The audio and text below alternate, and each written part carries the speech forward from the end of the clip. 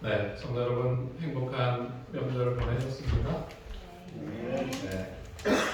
설명절을 무사히 마치고 모두 건강하고 행복한 모습으로 다시 주님 앞에 모이게 된 것 감사하게 생각합니다. 네, 최현식 장로님 내분이 오셨군요.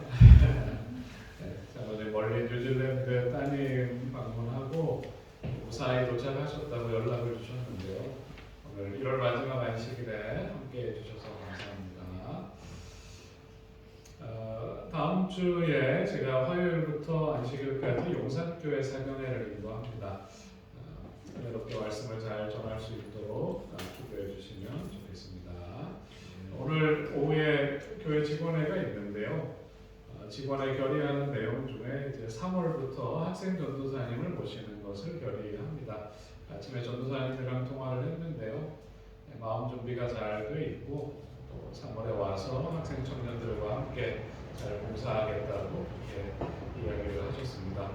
이를 위해 기도해 주시고 또 오셔서 잘 적응하고 우리 학생 청년들과 시너지를 내면서 즐겁게 활동하실 수 있도록 도와주시면 감사하겠습니다. 오늘은 계시록 1장 11절로 20절 말씀을 본문으로 인자 같으니 제목으로 은혜를 나누겠습니다. 13절부터 16절을 제가 한번 더 읽겠습니다. 촛대 사이에 인자 같은 이가 발에 끌리는 옷을 입고 가슴에 금띠를 띠고 그의 머리와 털의 길이가 흰 양털 같고 눈 같으며 그의 눈은 불꽃 같고 그의 발은 풀무불에 단련한 빛난 주석 같고 그의 음성은 많은 물소리와 같으며 그의 오른손에 7 별이 있고 그의 입에서 좌우에 날선 검이 나오고 그 얼굴은 해가 힘있게 비치는 것 같더라. 아멘. 우리가 새해 들어서 요한계시록을 함께 연구하고 있는데요. 구약의 다니엘과 신약의 요한계시록은 묵시문화입니다.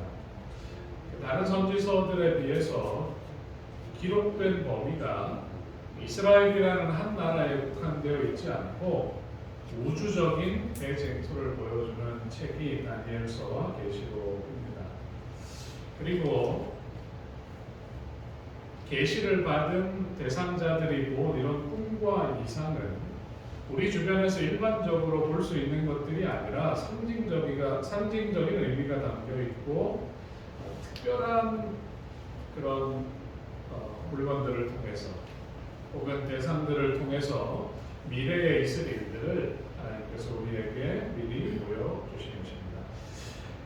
계시록이 크게 이제 네 부분으로 나뉘어지는데 1장부터 3장에는 7교회가 나와요.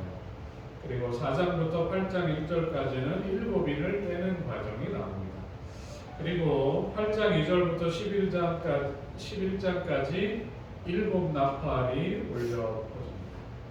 그리고 나서 12장부터 22장까지는 대쟁투의 마지막 부분에 있을 사건들을 우리에게 보여주고 있습니다.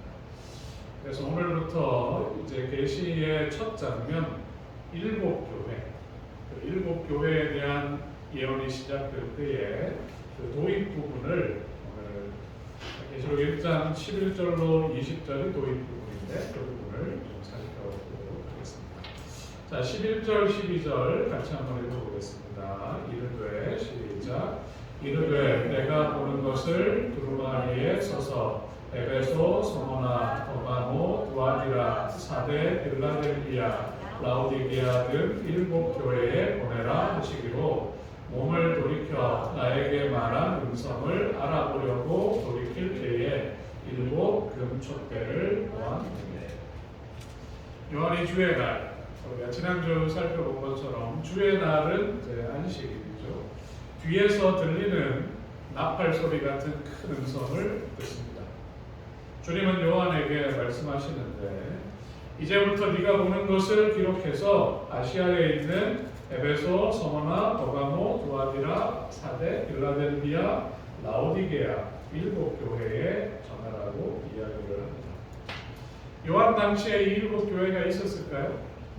있었어요. 이 기별은 그 당시에 그 교회들에게 주어진 기별이기도 하지만 서두에 말씀드린 것처럼 요한계시록은 전 우주적이고 지구 역사의 마지막까지 일어날 일들을 기록하고 있기 때문에 7 교회의 이름들은 매 역사의 중요한 시기마다 다른 모양과 형태로 있을 그런 교회들을 상징합니다. 그래서 우리가 살아가는 시대는 어느 교회 시대라고 말합니까? 라오디게아, 7 교회 중에 마지막, 우리가 마지막 시대를 살고 있기 때문에 그렇습니다. 다음 주부터 이제 에베소 교회부터 그 7 교회에 대해서 살펴보도록 하겠습니다. 요한은 자기에게 말씀하시는 그분의 음성을 듣기 위해서 몸을 뒤로 돌려요. 그가 본 것이 무엇입니까? 그가 인자 같은 이가 어디에 있는 것? 7 금촛대 사이에 있는 것을 보게 됩니다. 여러분이 7 촛대는 성전 안에 있던 성물이에요. 그리고 이 촛대의 이름은 메노라입니다. 오랜 세월 동안 이 메노라는 이스라엘의 상징이었어요. 나라마다 상징하는 국장이 있는데 이스라엘은 국가의 상징으로 여기 보이는 파란색 이게 이스라엘의 국장입니다. 여전히 이스라엘은 이 메노라를 그들의 국장으로 사용하고 있습니다. 요한이 뒤를 돌아다 보는데 7 금촛대가 보였고 그 사이에 계신 인자 같은 이를 보게 되었습니다. 요한계시록이 기록된 당시가 AD 96년경인데 더 이상 예루살렘에 성전이 없어요. 그리고 성전 안에 이 촛대가 없습니다. 로마에 의해서 다 파괴되고 로마가 이 금촛대를 전리품으로 로마로 가져갔습니다. 요한이 본 이 이상은 이제 성전이 사라지고 그 촛대가 없어졌다고 해도 하나님의 백성들 사이, 하나님과 당신의 백성 사이의 관계가 끝나지 않았음을 예수님께서 보여주고 있습니다. 저 촛대 안에 올리브 기름을 가득 채웁니다. 감람나무를 가득 채우고 불을 붙이면 빛을 말하는데, 빛을 말하는 저 등대가 상징하는 것은 성령이 충만한 가운데, 감람류가 가득 찬 것처럼 성령이 충만한 가운데 하나님의 선하심을 드러내는 당신의 백성들의 거룩한 삶을 이 촛대가 상징하고 있습니다. 비록 성전은 파괴됐어요. 유대인들은 전 세계로 흩어졌어요.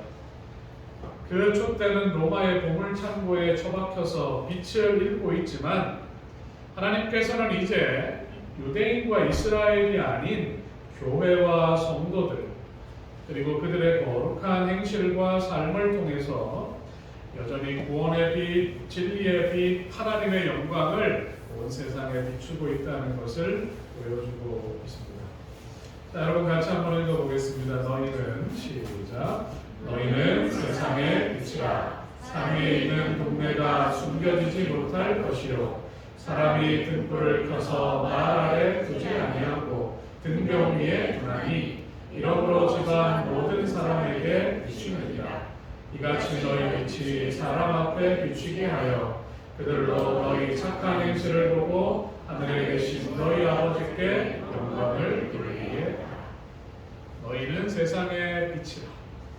빛나고 있는 그 촛대 사이를 예수님이 거닐고 계시는데 빛을 발하고 있는 우리 중에 예수님이 계시는 것입니다.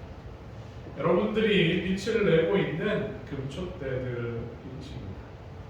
그리고 우리 교회는 그런 작은 촛대들이 모여서 이 세상을 향하여 진리와 구원의 기별을 증거하고 있는 등대로서의 역할을 하고 있는 것입니다.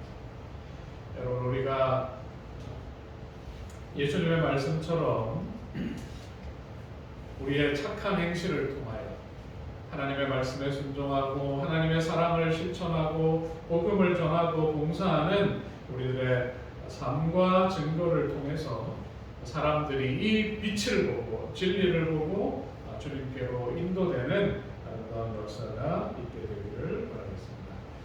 아멘.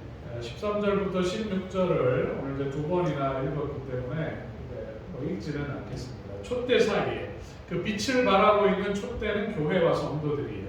그 촛대 사이에 예수님께서 서 계시는데 요한은 기록하기를 그 사이를 거니시는 분이 인자 같은 이라고 표현하고 있습니다. 우리가 이렇게 말할 수 있겠죠. 인자면 인자지. 인자 같은 이는 뭔가 그렇게 말할 수 있을 텐데 여러분 성경에서 인자라는 표현을 많이 보셨는데 말 그대로 사람의 아들입니다. 성경에서 인자 그렇게 하면 누굴 가리키는 것입니까? 예수님을 가리키는 말이에요. 하나님인데 사람이 되신 하나님의 아들을 성경에서 가리킬 때에 특별히 누가복음에서 인자라는 말이 많이 기록되어 있습니다. 그래서 누가복음 6장 5절을 보면 또 이르시되 인자는 안식일의 주인이니라. 12장을 보면 그러므로 너희도 준비하고 있으라. 생각지 않은 때에 누가 오리라? 인자가 오리라. 사람의 모습을 입으신 하나님의 아들 하나님이 오실 것이다. 이렇게 할 때 인자라는 표현을 사용합니다. 요한이 예수님과 헤어진 지 60년이 넘었어요. 이 계시는 요한이 계시를 보는 첫 순간이에요. 안식일 뒤에 자기 뒤에서 나팔 같은 큰 소리가 들릴 때 그가 고개를 뒤로 돌렸더니 촛대 사이에 어떤 한 사람이 서 계세요. 요한이 누군가 자세히 쳐다보는데 천사의 모습이 아니라 사람의 모습을 하고 있는 것입니다. 요한이 유심히 그분을 바라보는 것입니다. 여러분 이산 가족들이 전쟁 후에 50년, 60년 만에 만나는 장면을 우리가 볼 텐데 봤는데 이제 두 사람이 만나면 서로 이렇게 물끄러미 쳐다봐요. 그러면서 오빠 맞아요? 이렇게 얘기를 해요. 그러다가 얼굴을 쳐다보면 세월이 많이 흐르고 주름이 졌지만 어릴 때 나와 함께 뛰어놀고 울고 웃고 엄마한테 혼나던 그 오빠 얼굴이 확 떠오르는 것입니다. 그러면 이제 얘기해요. 오빠 맞구나. 그러면서 오라버니라고 부르면서 이제 얼싸안고 눈물을 터뜨립니다. 요한이 그 환상 중에 사람의 모양을 하고 계신 분을 가만히 쳐다보면서 천사는 아닌데 예수님인가? 아닌가? 이렇게 그가 보고 있는 것입니다. 영화롭게 된 그리스도께서 부활하시고 승천하실 때 예수님이 영광을 입으셨어요. 하늘의 광채 가운데 요한에게 자기 자신의 모습을 나타내셨을 때 그분은 여전히 요한에게 인간의 형상으로 나타나셨다. 비록 그리스도가 신성의 제2위로서 영원히 선재했고 또한 영원히 그렇게 머물지라도 그가 인성을 취한 것은 영원하다. 승천하고 영원롭게 된 주가 여전히 우리에게 인성을 입은 형제이면서 동시에 또한 하나님이라는 사실을 알므로 얼마나 큰 위로가 되는가. 인자 같은 이에 대한 우리 교회의 성경 주석이 이렇게 이야기하고 있습니다. 여러분 얼마나 감격스럽습니까? 하나님이신데 하나님이 우리와 같은 인성을 입으셨어요. 영광스럽게 되셨지만 그 모습 그대로 존재하시는 것입니다. 이것은 우리에게 얼마나 큰 감격이고 기쁨이 되는지 모릅니다. 이 하나님의 아들이 여전히 7 교회 사이를 거닐고 계세요. 그분은 당신의 백성이 홀로 견디며 험난한 역사를 그분 없이 지나가도록 버려두지 않으셨습니다. 광야길을 걷는 이스라엘 백성 중에 오셔서 내가 너희들과 동행하겠다 말씀하시고 텐트, 성막을 치시고 그 성막 위 지성소 위에 임재하셔서 구름 기둥과 불 기둥의 모습으로 쉐키나의 영광으로 그들 중에 예수님이 계셨던 것처럼 교회의 역사가 흘러가는 동안 예수님께서 교회와 성도들과 함께 계심을 이 장면은 우리에게 보여주고 있는 것입니다. 요한이 바라본 그 인자가 바로 그리스도이십니다. 요한이 바라본 그분이 요한이 그토록 다시 만나고 싶었던 예수님이십니다. 발에 끌리는 옷을 입고 가슴에는 금띠를 띠고 어떤 모습인가요? 대제사장의 모습이에요. 금띠를 띠고 영광스럽게 되셔서 머리털의 희기가 흰 양털 같고 눈이 불꽃 같고 발은 풀무에 단련한 주석 같고 음성은 물소리와 같은 그분, 입에서 좌우의 날선 검과 같이 진리의 말씀을 선언하시는 분, 얼굴은 해가 힘있게 비치는 것 같은 그분, 그분께서 7 촛대 사이에서 당신의 오른손으로 7 별 교회의 지도자들을 붙잡고 서 계시는 것입니다. 여러분, 예수님을 만나기를 간절히 사모한다면 이 구절을 계속 읽으면서 예수님 얼굴을 묵상해 보세요. 그리고 우리가 조용히 잠자리에 들어서 밤에 꿈을 꾸면 요한이 봤던 그 동일한 예수 그리스도를 우리가 볼 수도 있을 것입니다. 여러분, 모래 위의 발자국이라는 글을 여러분에게 한번 소개해 드리겠습니다. 어느 날 한 사람이 꿈을 꿨어요. 주님과 함께 해변을 걷는 꿈입니다. 얼마나 아름답습니까? 하늘 저편에 자신의 인생의 장면들이 비추입니다. 한 장면 한 장면 지나갈 때마다 그 모래 위에는 두 사람의 발자국이 찍히는 것입니다. 하나는 예수님의 것이고 하나는 나의 것이고, 인생의 마지막 장면이 비쳤을 때에 그가 이제 뒤를 돌아봤더니 내가 걸어온 인생길에 모래 위에 발자국이 나온 것입니다. 그는 자기가 걸어온 길에 발자국이 어쩔 때는 두 쌍이 아니라 한 쌍만 있는 것을 발견하게 됩니다. 그리고 그런 순간은 언제였냐면 어렵고 슬픈 시기들이었어요. 그래서 이걸 말을 할까 말까 고민하다가 그 글을 보면 마음에 걸려서 주님께 물었습니다. 주님께서는 제가 당신을 따르기로 결심하고 주님께서는 제가 당신을 따르기로 결심하고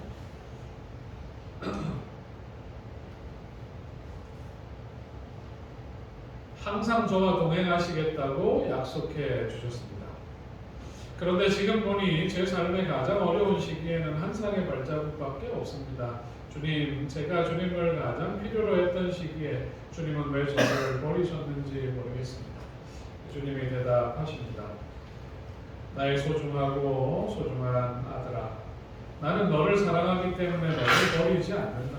내 시련과 고난의 시절에 한 쌍의 발자국만 보이는 것은 내가 너를 업고 간 것이기 때문이다. 하나님이 우리를 안고 업어서 그 힘든 시간을 옮겨주셨기 때문에 하나의 발자국만 나오는 것입니다.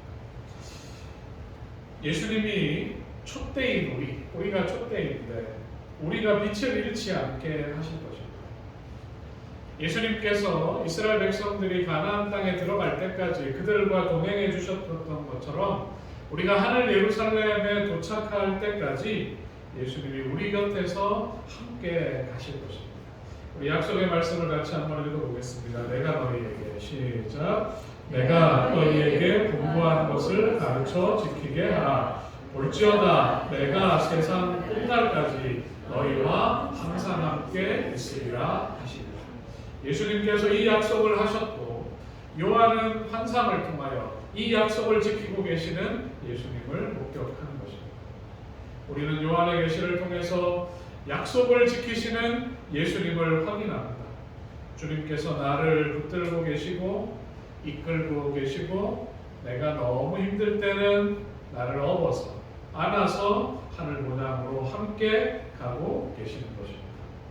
내 인생길 신앙의 여정에 함께 하시는 이 예수님의 손을 끝까지 붙잡고 승리하면서 이 길을 완주할 수 있는 저와 여러분들이 되기를 간절히 바라겠습니다. 네. 자, 17절과 18절을 좀 읽어보겠습니다. 내가 볼 때에 시작. 내가 볼 때에 그의 발 앞에 엎드려져 죽은 자같이 되매 그가 오른손을 내게 얹고 이르시되 두려워하지 말라. 나는 처음이요 마지막이니 곧 살아있는 자라. 내가 전에 죽었었노라. 올지어다 이제 세세토록 살아있어 사망과 음부의 열쇠를 가져오노니.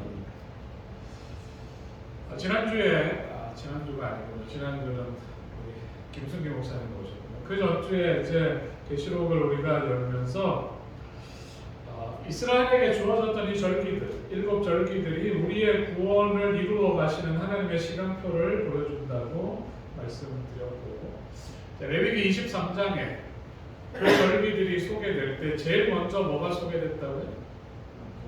안식일을 먼저 소개했어요. 그래서 주의 날, 안식일에 그 일이 시작되었다, 그렇게 말씀을 드렸습니다. 이제 안식일 다음에 설명하고 있는 첫 번째 절기, 그 절기가 유월절입니다. 유대력에서 첫 번째 절기가 유월절인데 이제 계시록이 안식일로 시작했어요. 주의 날에 예수님의 음성이 들렸고 7 교회에게 주는 이 예언, 계시록에 나오는 계속되는 이 예언들은 각각의 절기 속에 담긴 의미를 보여주고 있는 것입니다. 그래서 이제 6월절을 상징하는 절기, 7 교회에 대한 예언은 6월절을 상징하는 절기입니다.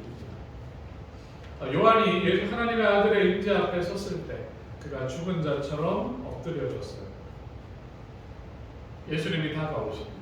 그리고 요한에게 손을 대세요. 그러면서 말하기를 두려워하지 말라. 내가 처음이요 마지막이니 곧 살아있는 자라. 내가 전에 죽었습니다. 예수님이 뭐라고 얘기하신다고요? 내가 전에 어떻게 됐다고요? 내가 전에 죽었습니다. 예수님의 죽으심, 그러면 여러분 뭐가 떠오르십니까? 예수님의 십자가가 떠오르는 것입니다.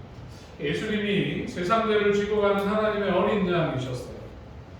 요한이 예수님이 십자가를 지시기 전에 예수님과 한 마지막 추억, 그것은 6월절 밤이에요. 6월절 밤. 그들은 예수님의 지상생애의 마지막에 다락방에 함께 모였습니다. 예수님이 그들의 발을 씻어 주셨습니다. 그들에게 겸손의 모본을 보여주십니다. 예수님은 당신의 살과 피를 상징하는 떡과 포도즙을 나누어 주셨습니다. 그들은 6월절 밤에 그분과 마지막으로 영원히 잊을 수 없는 그런 행복한 시간을 보내게 될 것입니다.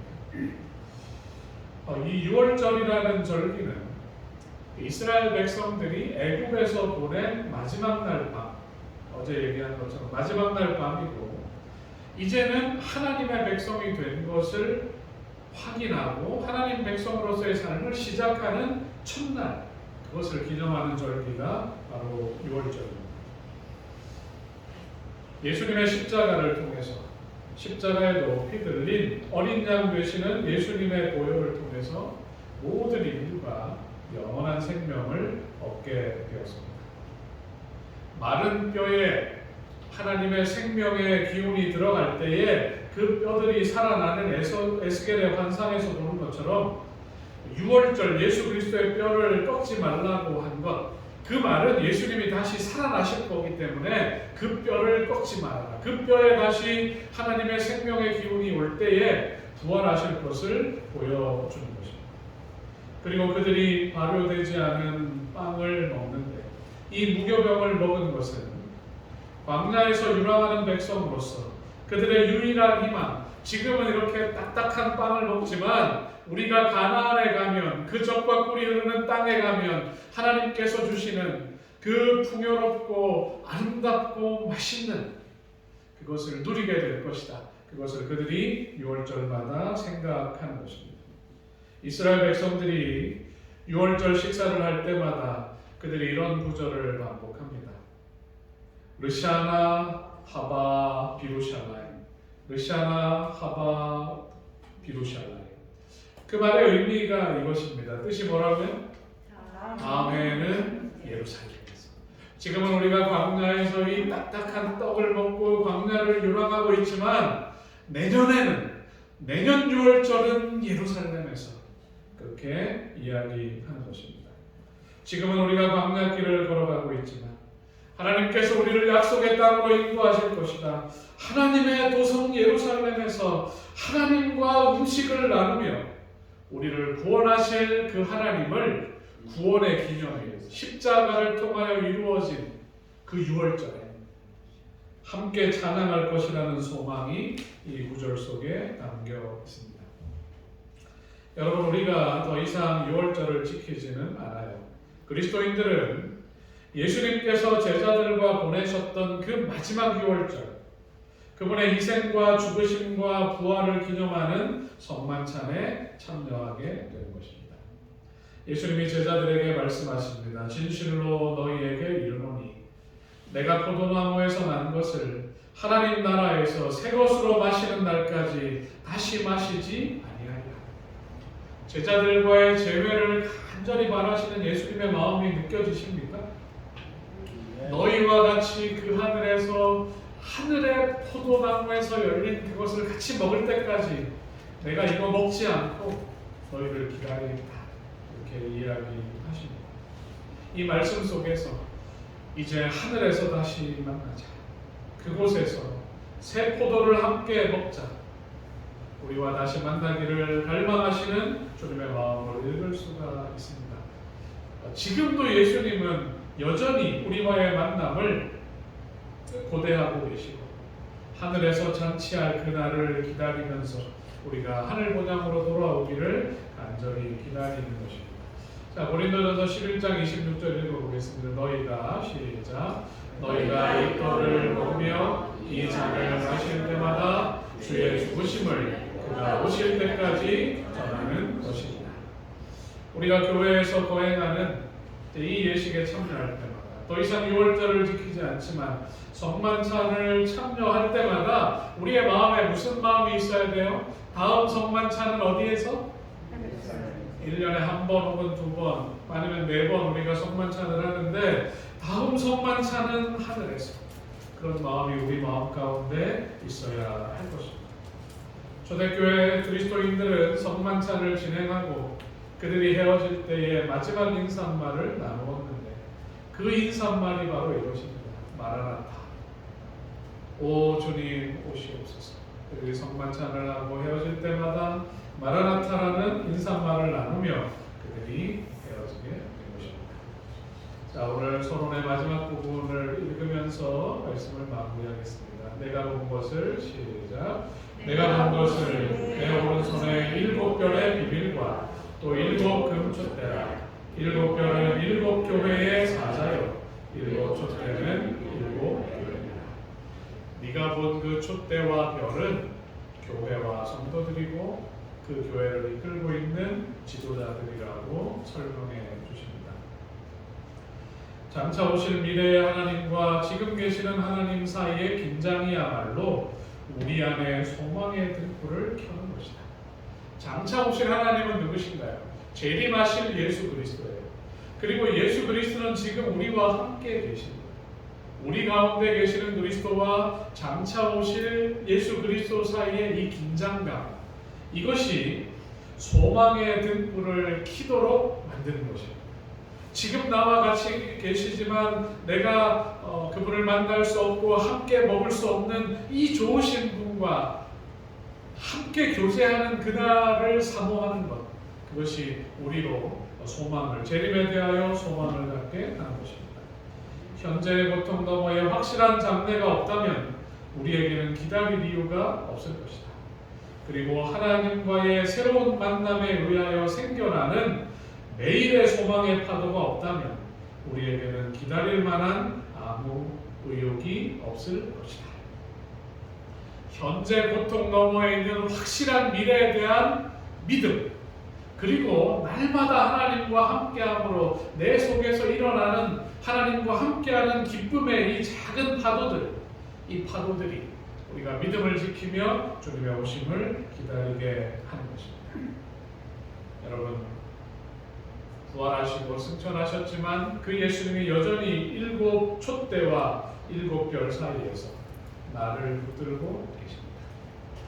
예수님께서 우리 교회를 붙들고 계십니다.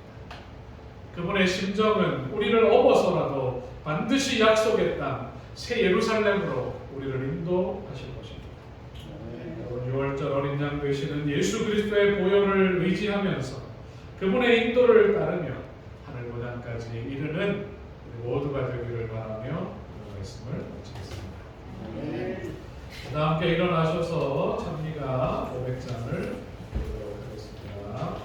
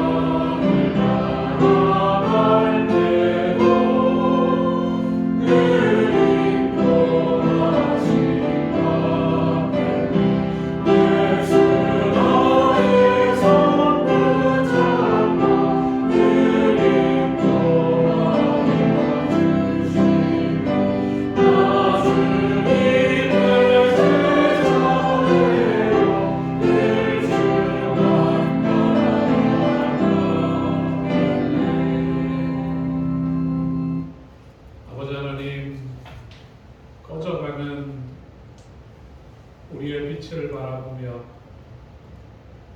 이 불을 끄지 않기 위하여 주님 앞으로 다시 나아옵니다.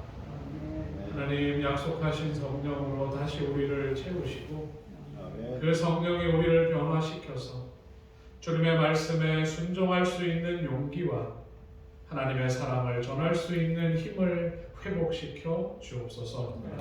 아버지 하나님, 우리를 지키시기 위하여 우리 중에 거하시며 세상 끝날까지 함께 하시겠다는 약속을 지키고 계심을 인하여 감사합니다.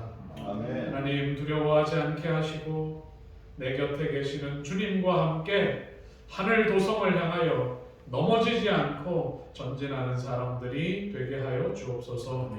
힘들 때 나를 안고 가겠다고 약속하셨사오니 두려워하지 않게 하여 주시고 담대하게 하나님을 증거하며 구원을 선포하며 사람들에게 하나님의 사랑을 전하며 살아가는 우리 모두가 되게 하여 주옵소서. 하나님, 우리에게 베풀어 주신 놀라운 구원과 은혜에 감사하는 마음으로 11조와 헌물을 드립니다. 이 헌물 속에 우리의 마음을 담아 드립니다. 이기심을 제하여 주시고 나의 필요를 채우시며 축복하실 하나님을 믿게 하시고 이 귀한 헌물이 주님의 영광을 위하여 바르게 사용될 수 있도록 인도하여 주옵소서. 아멘. 이제는 우리 주 아버지 하나님의 무한하신 사랑과 예수 그리스도의 구원하시는 은혜와 성령의 감화와 감동하심이 주님의 인도를 따르며 천성까지 가겠다고 결심한 사랑하는 주의 성도들 위해 이제로부터 영원토록 함께 있을지어다. 아멘. 주님 오시